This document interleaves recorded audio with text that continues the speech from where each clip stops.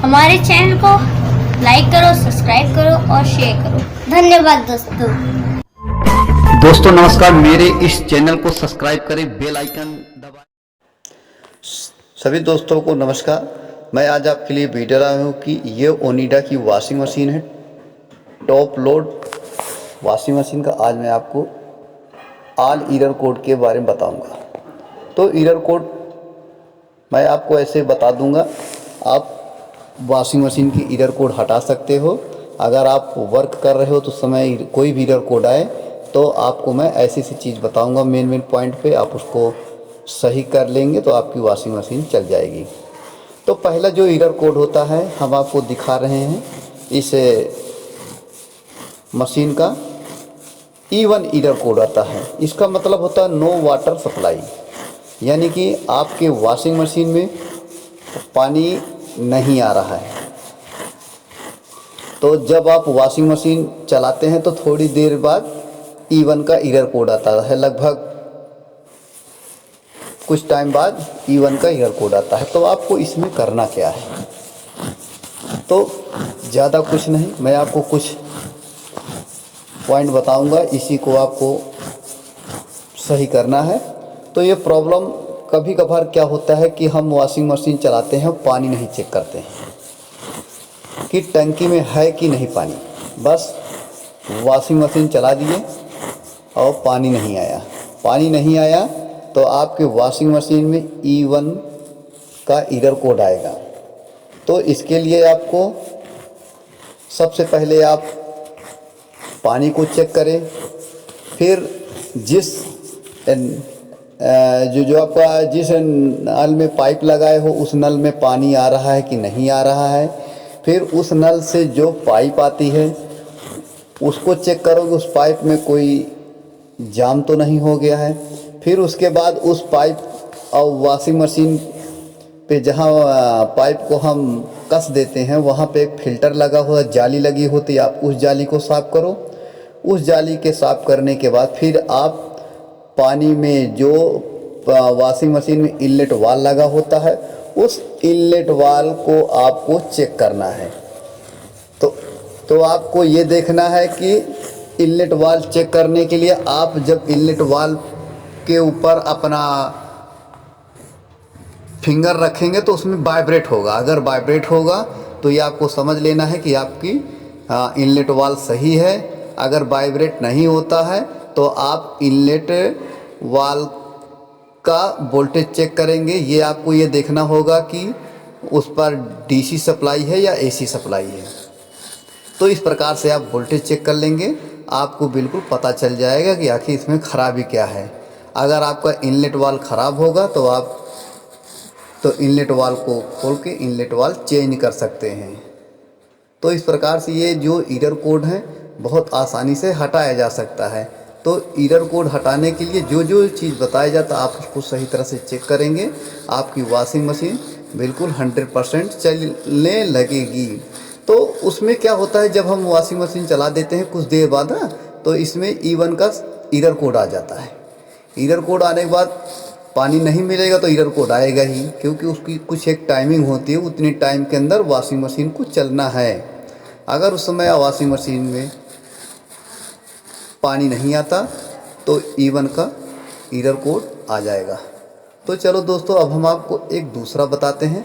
अब इसमें क्या दिक्कत है, जो एरर कोड आ रहा है तो अगला एरर कोड आपको मैं बता रहा हूँ, E02। E02 का मतलब होता है नो ड्रेन। वॉशिंग मशीन जब आपकी चलती है तो 2 मिनट बाद, अगर 2 मिनट का टाइम में 2 मिनट टाइम का में आपकी वॉशिंग मशीन ड्रेन हो जानी चाहिए। अगर नहीं आता तो उसमें बजर आता है और E2 का एरर कोड आ जाता है। इस एरर कोड को हटाने के लिए हमें क्या करना पड़ेगा मैं आपको बताना चाहता हूं कि जैसे भी आपकी वॉशिंग मशीन में E2 का एरर कोड आता है तो सबसे पहले आप को ड्रेन पंप चेक करें। ड्रेन पंप चेक करें, ड्रेन पंप चल रही है कि नहीं चल रही है। उस ड्रेन पंप की वोल्टेज चेक करें, वोल्टेज AC में है या DC में है उसको चेक करें। और ड्रेन पाइप चेक करें, और ड्रेन पाइप में अगर फिल्टर लगा हो तो उसको भी चेक करें। तो इस प्रकार से यह ड्रेन का एरर कोड हटाया जा सकता है। इन चीज़ों को आपको चेक करना पड़ेगा। अब चलते हैं अगला E3। E3 का मतलब होता है कि वॉशिंग मशीन स्पिन नहीं हो रही है। तो वॉशिंग मशीन जब चलती है तो ड्रेन के टाइम पहले ड्रेन करती है, फिर स्पिन करती है। अगर सही समय से पानी ड्रेन नहीं हो रहा है, या ड्रेन में दिक्कत है, या ड्रेन कहीं जाम है, तो E3 का एरर कोड बताएगी। इसमें आपकी वॉशिंग मशीन नहीं चलेगी, वो कुछ देर चलेगी, फिर अपने आप खड़ी हो जाएगी। तो इस प्रकार से जो नो स्पिन का एरर कोड होता है उसको हटाया भी जा सकता है। तो इसमें क्या होता है कि जब हम सही तरह से गेट नहीं बंद करें, गेट भी कभी कभार खुल जाता है, तो आप उसको चेक कर लें। और दूसरा, उसके बाद आपको चेक करना है कि आपकी जो ड्रेन पंप है वो चल रही है कि नहीं चल रही है, सही तरह से चल रही है कि नहीं चल रही, ड्रेन पंप पे वोल्टेज आ रहा है कि नहीं आ रहा है। तो इस चीज़ को आपको देखना पड़ेगा। फिर आपको ये देखना होगा कहीं ड्रेन पंप थोड़ी देर चलती है, ड्रेन पंप जाम तो नहीं हो जा रही, उसको भी चेक करना पड़ेगा। तो ड्रेन पंप पूरी तरह से पानी निकाल रहा है कि नहीं। इस प्रकार से ऐसे कोड आते हैं तो इनको हटाया जा सकता है, क्योंकि स्पिन नहीं होती। स्पिन ना होने का कारण मेन ये होता है कि ड्रेन पूरी तरह से पानी वॉशिंग मशीन का नहीं निकला। अगर नहीं निकलेगा तो ये स्पिन नहीं होगी। इस प्रकार से कोड हटाए जा सकते हैं। तो आपको सही तरह से एक बार जो वॉशिंग मशीन का गेट होता है, गेट मतलब कि स्विच लगे होते हैं, उसको ठीक से बैठा देना है। अगर स्विच ख़राब भी हो जाता है तो वॉशिंग मशीन स्पिन नहीं करेगी। कुछ भी कारण हो गया चलती हुई मशीन पे तो स्पिन नहीं करेगी, फिर वो खड़ी रहेगी, फिर आपको चेंज करना। तो आप डोर लॉक स्विच चेक करें और उस स्विच के कवर को चेक करें, और फिर अगर नहीं चलता तो ड्रेन पंप चेक करें, क्या ड्रेन पंप सही तरह से चल रही है कि नहीं चल रही है, ड्रेन पंप कहीं पे जाम तो नहीं हो गई है। इस चीज़ को आपको चेक करना है। अब जब पूरी तरह से ड्रेन हो जाएगी तो आपकी वॉशिंग मशीन चलेगी। तो स्पिन का टाइम एक फिक्स होता है कि इतने टाइम पे स्पिन होना, और उतने टाइम पे अगर आपकी वॉशिंग मशीन का पानी नहीं निकलता है तो स्पिन करने में प्रॉब्लम हो जाएगी और वो पूरी तरह से मशीन नहीं चल पाएगी। तो दोस्तों, इस प्रकार से जो भी हमने आपको ऐसे बताया हुआ है, आप इसको इसी तरह से काम करेंगे तो आपकी वॉशिंग मशीन 100% चलेगी। तो E3 का एरर कोड जो होता है बीच में ही आता है, स्टार्टिंग में नहीं आएगा। तो कुछ देर वॉशिंग मशीन चलेगी, फिर वो बीच में खड़ी हो जाएगी। ड्रेन तो कर देगी, लेकिन ड्रेन जब स्पिन के टाइम आएगा तब वो हो सकता है थोड़ी देर चले, फिर वो खड़ी हो जाती है। तो इस प्रकार का जो एरर कोड होता है, अगर आप इस बात को समझ लेंगे तो आप इस एरर कोड को हटा सकते हैं पूरी तरह से। क्योंकि कभी क्या होता है कि डोर लॉक अगर लूज भी हो रहता है ना, तो जब ड्रेन करता है जो वॉशिंग मशीन स्पिन टाइम है तो उसमें थोड़ा सा वाइब्रेट होता है। वाइब्रेट होने के कारण तो जाके E3 का एरर कोड बता देती है। तो चलो दोस्तों, अब हम आपको दिखाते हैं अगला चौथा एरर कोड। तो E4 एरर कोड है। इसमें दिखाता है कि आपकी वॉशिंग मशीन अनबैलेंसिंग हो गई है। अनबैलेंसिंग मतलब ये होता है कि आपकी वॉशिंग मशीन में जो 4 गोड़ा होते हैं वो गोड़ा कोई एक कमज़ोर हो या टूट गया हो, इसके कारण भी हो सकता है। वॉशिंग मशीन के साकर कमज़ोर हो, उसके कारण भी हो सकता है। और वॉशिंग मशीन में जैसे हम कभी कभार क्या होता है कि एक स्वेटर डाल देते हैं, तो वॉशिंग मशीन जब चलती है तो एक साइड होके चलने लगती है, तो वो अनबैलेंसिंग बन जाता है। तो आपको ये देखना पड़ेगा कि वॉशिंग मशीन में अगर साकर ख़राब है तो साकर को चेंज कराएं। वॉशिंग मशीन में कोई गोड़ा टूट हो तो उसको देखें। वॉशिंग मशीन जहाँ पे रखी है क्या वहाँ पे अनबैलेंसिंग जो फर्श है, फर्श सही तरह से फर्श के ऊपर सही तरह से वॉशिंग मशीन बैठी है कि नहीं बैठी, ये भी आपको देखना पड़ेगा। और उसका साका, ये सब चीज़ें आपको चेक करना पड़ेगा। तो इस प्रकार से ये जो एरर कोड आता है इनको हटाया जा सकता है, क्योंकि ये मशीन मशीन का अनबैलेंसिंग एरर कोड माना जाता है E4। तो जब आप कपड़े भी डाल देते हो, अगर एक कपड़ा डालोगे ना तो वो जब चलती ही स्पिन होती है तो वो जाके उसी पे चिपक जाती है। अगर वैसे स्वेटर डाल दिए हो तो वो जाके चिपक जाती है तो अनबैलेंसिंग बता देगी। तो इस प्रकार से कोड हटाया जा सकता है।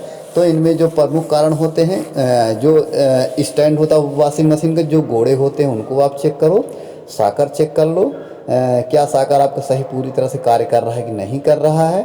और जो कपड़े डालते हो उसको पूरा चेक कर लो। तो एक कपड़े डालने पे क्या होता है कि जब स्पीड लेती है ना तो वो चिपट जाता है, इसलिए अनबैलेंसिंग बता देगा। तो इस प्रकार से कोड हटाए जा सकते हैं। तो चलो दोस्तों, अगला एरर कोड अब हम बताते हैं आपको। तो अब दोस्तों आते हैं E5। E5 का मतलब होता है कि वाटर फ्लो। वॉशिंग मशीन की वॉशिंग मशीन बहुत पानी भर रहा है, तो अगर E5 आए तो इसमें बहुत कुछ हो सकता है। वाटर फ्लो, या आपका प्रेशर स्विच ख़राब होना, या प्रेशर स्विच की पाइप जाम होना, या प्रेशर स्विच जहाँ पे लगा हुआ वहाँ पे जो उसमें सुराग होता है वो बंद होना। इस प्रकार से ये एरर कोड हो सकते हैं। तो आपको इसको करना क्या है, बहुत आसान है। तो अगर आपके वॉशिंग मशीन में पानी ज़्यादा भर रहा है या E5 एरर कोड आता है, तो इसमें आपको चेक करने के लिए सर्वप्रथम मैं बताता हूँ। तो इसमें क्या होता है, प्रेशर स्विच। आप प्रेशर स्विच का कनेक्शन चेक करेंगे। जो प्रेशर स्विच में 3 पॉइंट दिए होते हैं, तो आप उस 3 पॉइंट के बीच के पॉइंट के पहले आप बीच के पॉइंट पे मल्टीमीटर लगाएंगे, डीसी बोल्ट। इसमें डीसी बोल्ट होता है, तो इसमें मेरे हर मशीन का अलग अलग, लेकिन इस पर 2.5 वोल्ट आनी चाहिए लगभग। तो आप मल्टीमीटर से इसको बीच से किनारे वाले को चेक करो, फिर बीच पे लगा के फिर दूसरे किनारे वाले को चेक करो। इस प्रकार से आप इसको चेक कर सकते हैं प्रेशर स्विच। और जो प्रेशर स्विच की पाइप आई है, उस प्रेशर स्विच की पाइप को साफ़ करें। और प्रेशर स्विच का पाइप जहां लगा हुआ है, जहां पे लगा हुआ है, आप उस स्थान को साफ़ करें, तो ये आसानी से ठीक हो सकता है। क्योंकि अगर प्रेशर स्विच का पाइप जाम हो गया तो पानी कटअप नहीं करेगा, या आपके प्रेशर स्विच ख़राब हो गया तो फिर को कटअप नहीं करेगा। इस प्रकार से ये फॉल्ट आते हैं, तो आप इनको आसानी से हटाया जा सकता है। तो दोस्तों आप समझ गए कि प्रेशर स्विच की पाइप को साफ़ करें, प्रेशर स्विच चेक करें, जहां प्रेशर स्विच का पाइप लगा था वहां पे आप उसको बिल्कुल साफ़ करें, क्लीन करें। आपकी वॉशिंग मशीन में E5 का एरर कोड हट जाएगा। तो दोस्तों वीडियो देखने के लिए आपको बहुत बहुत धन्यवाद। हम आपसे फिर मिलेंगे एक नई वीडियो के साथ।